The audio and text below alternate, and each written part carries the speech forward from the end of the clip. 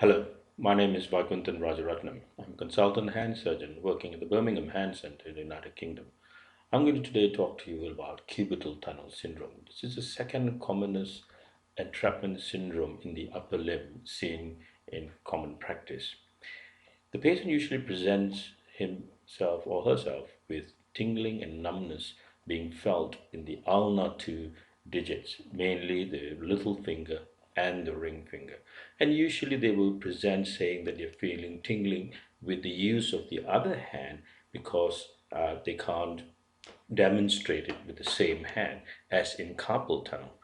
Usually in carpal tunnel, they'll come and present saying they have tingling in these fingers.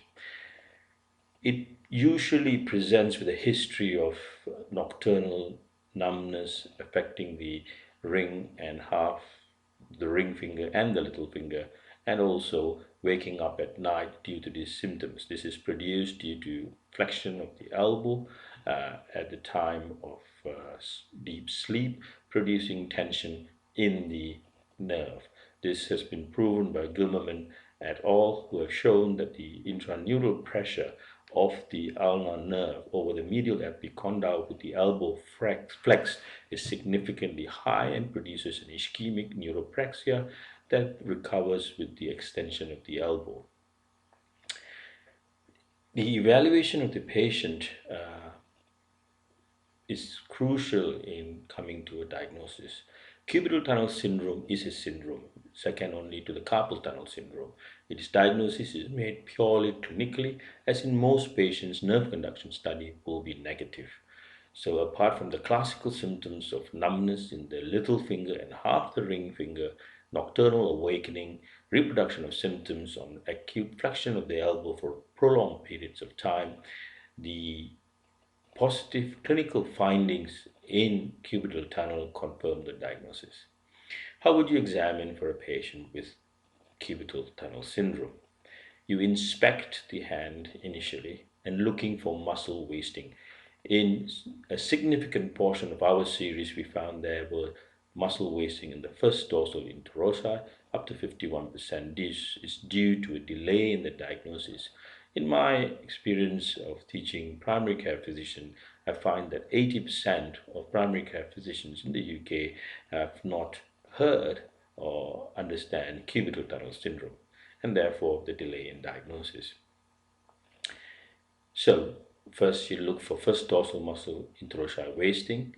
You may have clawing, which usually signifies late onset disease presentation, and there may be also intrinsic muscle wasting in the hand. This is usually seen in severe cases. Apart from the clawing and the muscle wasting, the next targeted examination of the patient to ascertain the diagnosis would be to see for motor wasting power in the distribution of the ulnar nerve. Here you would test for strength of the intrinsic muscles, and to find a very simple test to do is to get the patient to grip a piece of paper and pull that, and compare that with the ulnar nerve, and the intrinsics of the index and middle finger is supplied by the median nerve. And this is a useful test to distinguish weakness in the ulnar intrinsics. And obviously, we are all familiar with the Frohman sign, which is to get the patient to grip a piece of paper, and if it is positive, you will find that the patient will flex the FBL as recruited to prevent the movement of the paper. And these are useful signs. All these signs indicate the palsy of the ulnar nerve, and the level is not confirmed whether it is at the level of the Guyon's canal in the wrist or is it at the level of the elbow. Sensory evaluation will help one way to distinguish between these two levels of compression.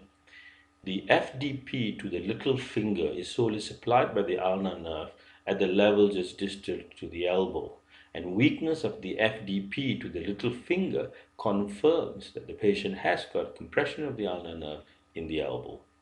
In the case of Guyon's canals, you will find that there will be no FDP wasting or weakness in the little finger.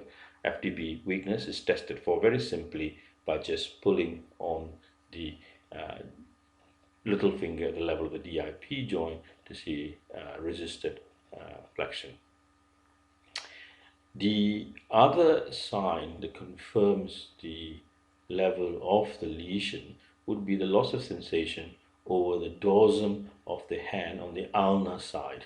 And this is supplied by the dorsal cutaneous branch of the ulnar nerve, which comes off 5 centimeters proximal to the wrist and runs over the back of the wrist onto the hand to supply the skin. And therefore, in Guyon's canal syndrome, there will not be any loss of sensation or hypoesthesia over the dorsum of the hand. So these two findings of a weak FDP in the little finger and the reduction of sensation or loss of sensation in the dorsum of the hand confirms that the patient has a compression of the ulnar nerve at the level of the elbow. The next test that one needs to do with all provocative for all compression neuropathies is the provocative test. And in the elbow, this is done by getting the patient to flex the elbow to 90 degrees, and you can then put pressure at the level of the Osborn's ligament, which is the entry of the ulnar nerve, to the tunnel under the flexor carpi ulnaris, and this reproduces the symptom of tingling and uncomfortableness in the little and half the ring finger.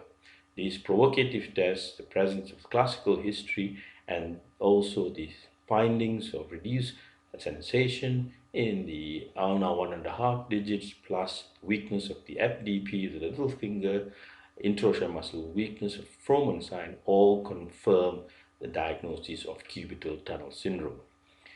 In terms of investigation, unless there is certain indications like recurrence or medical legal, nerve conduction studies are not useful, as the patient has got a classical syndrome, and if nerve conduction studies do come back as normal, you will still have to treat the patient. The diagnosis, once again, is a clinical diagnosis based on this syndrome. Treatment for this is usually can be started off as conservative unless there is hard neurological signs, i.e. the presence of muscle wasting or weakness in the motor distribution of the ulnar nerve, in which case surgery is required. The surgical management for cubital tunnel syndrome is one of decompressing the ulnar nerve as it winds itself around the medial epicondyle. The 3 surgical sites of compression can be proximally the Struther's ligament, which is a connection between the medial head of the tricep to the intermuscular septum, and this is usually about 8 centimeters proximal to the medial epicondyle. They can also be compressed around the medial epicondyle secondary to osteoarthritis of the elbow with osteophytes, which can put pressure on the ulnar nerve. The third level in which it can be compressed would be at Osborn's ligament, which is at the leading edge of the flexor carpi ulnaris muscles as the ulnar nerve enters into this tunnel.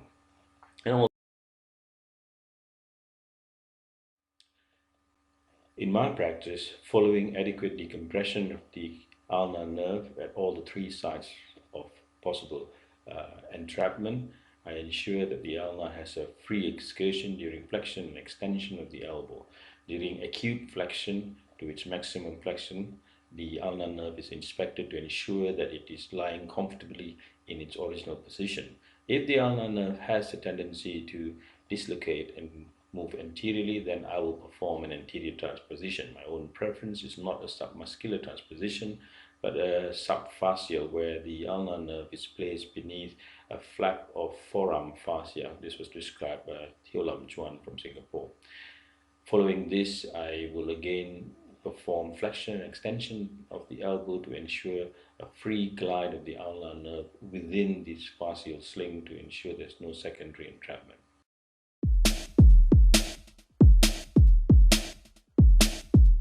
This has been brought to you by www.handsurgerymanual.com.